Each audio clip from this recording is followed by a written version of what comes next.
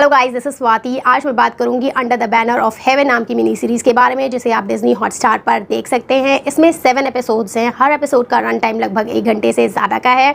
इसका last episode सबसे बड़ा है, जिसका रन टाइम 1 घंटे 28 मिनट का है।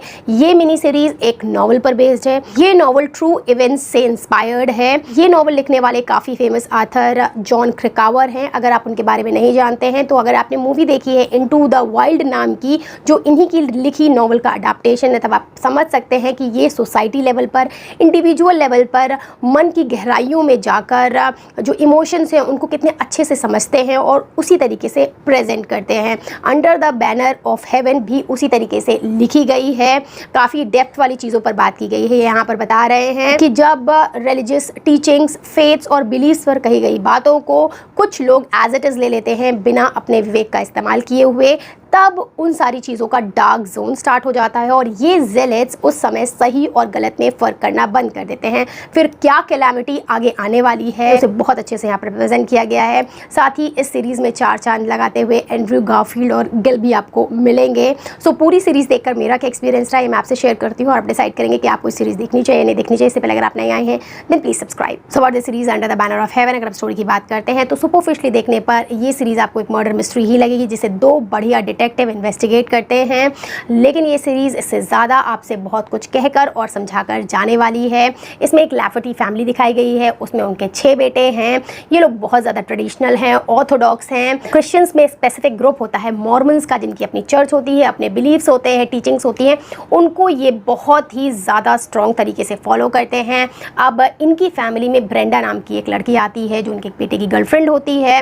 वो ट्रेडिशनल है, ऑर्थोडॉक्स है, बिलीवर है, लेकिन वो मॉडर्न विचारधारा को भी लेकर आती है, जिससे इनकी फैमिली की डायनामिक्स चेंज होने लगती है। इनकी जो माली हालत है वो भी ठीक नहीं है, जिसकी वजह से बहुत रेस्टलेसनेस सब तरफ फैली हुई है। अचानक ही एक दिन ब्रेंडा और उसकी 15 मंथ की बेटी की डेथ हो जाती है। बाद में पता चलता है मर्डर है और उसे इन्वेस्टिगेट करने के लिए आते हैं डिटेक्टिव पायर, जो इन्हीं के ग्रुप को बिलोंग करते हैं, उन्हीं की चर्च को बिलोंग करते हैं। बहुत ही डिवोट फॉलोवर दिखाए गए हैं। आपको टाइम टाइम पर प्रेयर करते नजर आएंगे अनकंफर्टेबल सिचुएशंस में भी। और दूसरे जो उनके को पार्टनर हैं डिटेक्टिव टाबा, वो बहुत ही रैशनलिस्ट हैं, बहुत ही अच्छे से अब अप्रोच करते हैं चीज़ों को। उन्होंने बहुत ही बढ़िया परफॉर्मेंस दी है।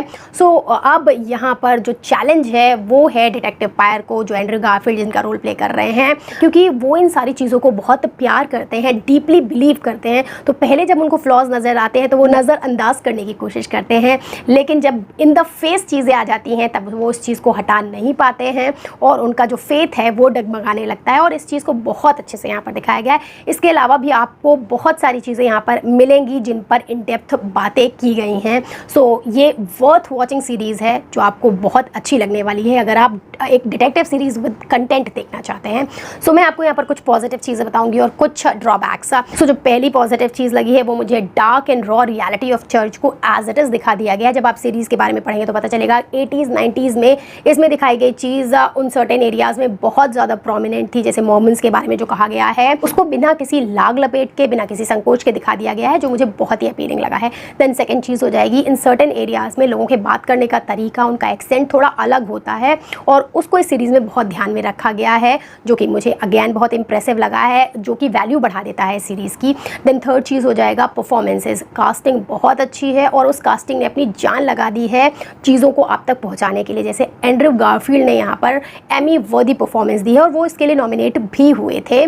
साथ ही जो उनके कोवर्कर हैं, पार्टनर हैं इसमें डिटेक्टिव गाबा, उनकी भी कोई कमतर परफॉर्मेंस नहीं लगेगी। केमिस्ट्री है स्क्रीन पर वो आपको बहुत ही बेहतरीन लगने वाली है। डेजी एडगर जोन्स भी बहुत ही ब्यूटीफुल लगी हैं विद स्ट्रॉन्ग परफॉर्मेंस। इसमें बस एक ही ड्रॉबैक आपको मिलेगा कि ये स्लो बर्न है, बहुत धीरे धीरे चलती है, लेकिन इन डेप्थ डिस्कशन जब इतनी गंभीर विषयों पर किया जाता है तो चीज़ों को स्लो ही लेकर चला जाता है।